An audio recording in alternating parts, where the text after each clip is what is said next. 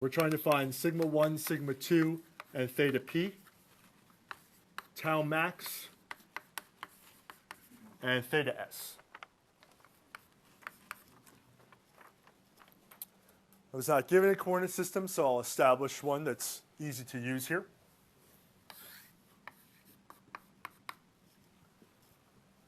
According to my coordinate system that I created, my original normal stress on the x face is going to be 0.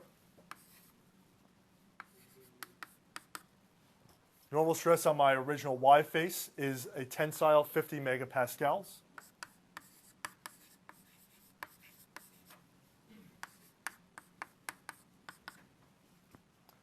My original shear stress state, if I look at the positive x face, it's in the negative y direction. So I have a negative 30 megapascals for my original tau xy.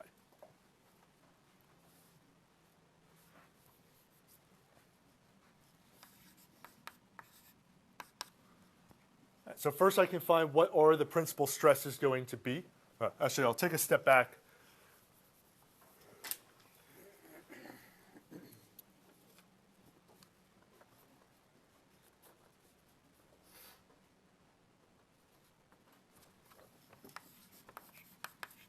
As we saw in how those equations relate, the order we saw this in doesn't matter too much. But I can find the average stress, since I will need that later anyway. The average stress is just going to be, as the name implies, the average of my original normal stresses.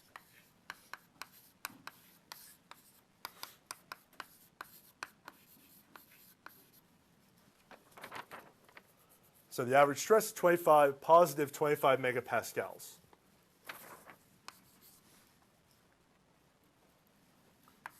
And to save some of the work on calculations, I can also start by finding my tau max.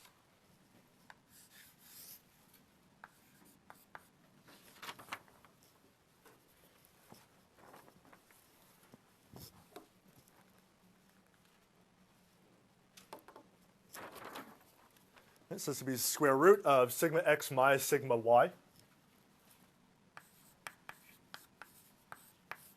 squared plus tau xy squared.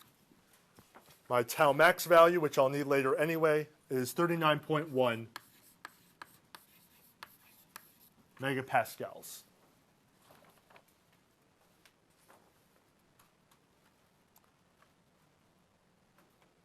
I'm going to put this aside for now. I'll go back now to first find my principal stresses and my principal angle. But these will save me a little bit of time, because if you remember, the principal stresses are just going to be the average stress plus or minus tau max.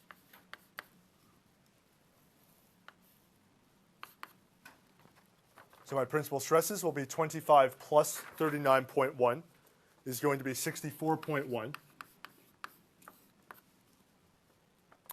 And my sigma 2 is going to be sigma average minus tau max. 25 minus 39.1 gives me negative 14.1.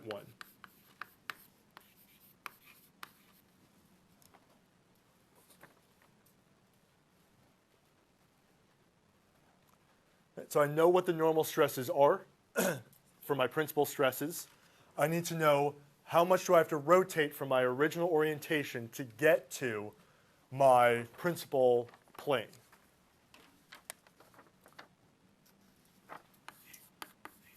So I know that the principal angle is going to be 1/2 times the arctangent. Going one more slide back.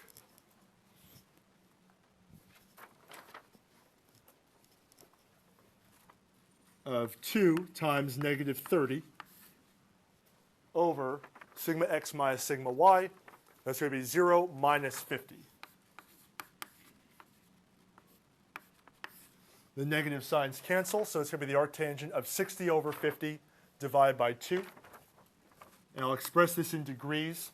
My principal plane is going to be positive 25.1 degrees.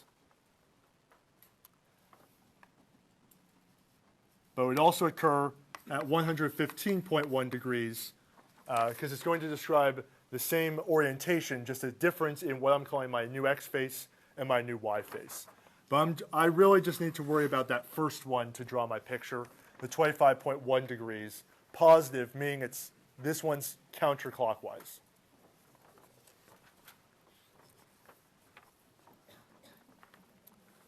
All right, so I know how much I have to rotate it from its original orientation.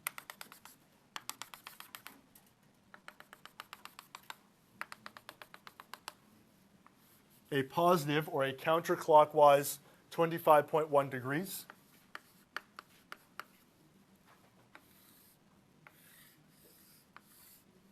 I know in this alignment that I have no shear stress because this is my principal stress plane.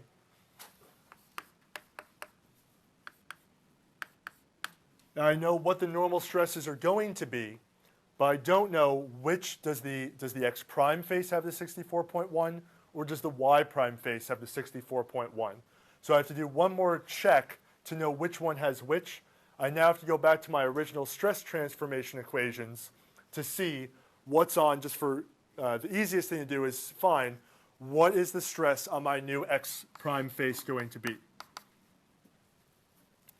So remember the equation we used from before was our average stress plus x minus y over 2 cosine twice our angle of rotation.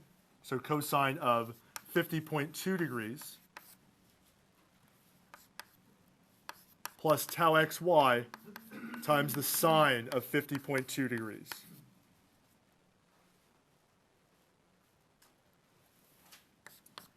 So yeah, at this point we know how much we have to rotate it to get to that principal orientation. This is now going to tell us what's the stress going to be on the x prime face. Is it going to be the first principal stress or the second principal stress? And if we go through that, we get that sigma x prime has the second principal stress, the negative 14.1 megapascal. Again, plugging in from our original sigma x, sigma y, tau xy.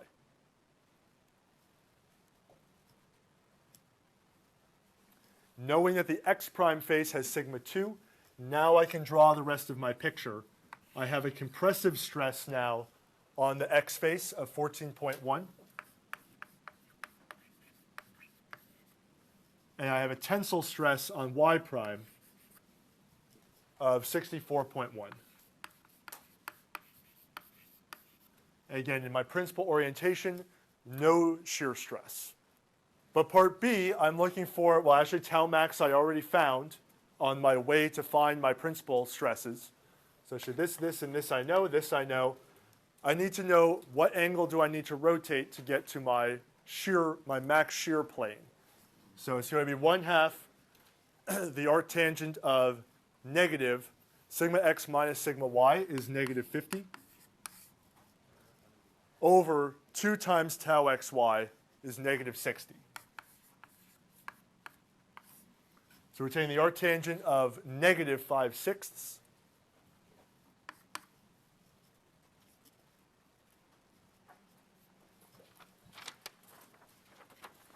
So sigma s, we're going to get a negative 19.9 degrees. Remember from the slide before, these should always be 45 degrees apart. So negative 19.9 to 25.1 degrees is indeed 45 degrees apart.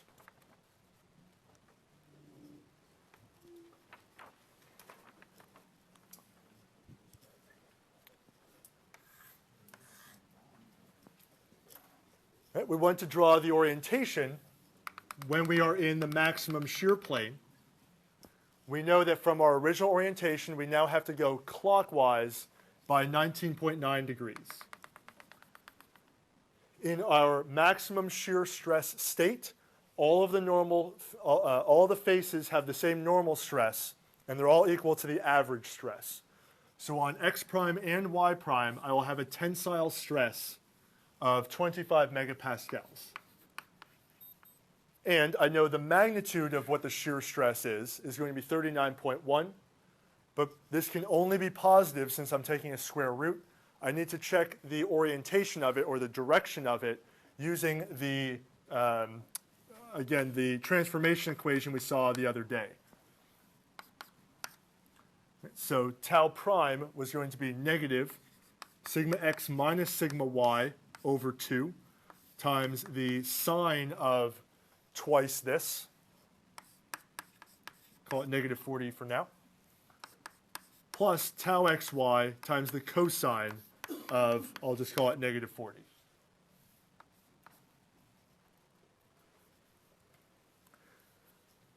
We should get, or we will get the same magnitude, but now we know if it's positive, we know the correct direction of tau, and if it's negative, we know the correct direction of tau.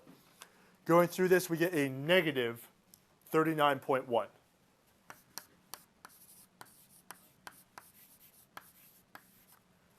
So this tells us that our magnitude was right, but our orientation is a negative shear stress state when it's in the principal, the maximum shear stress plane.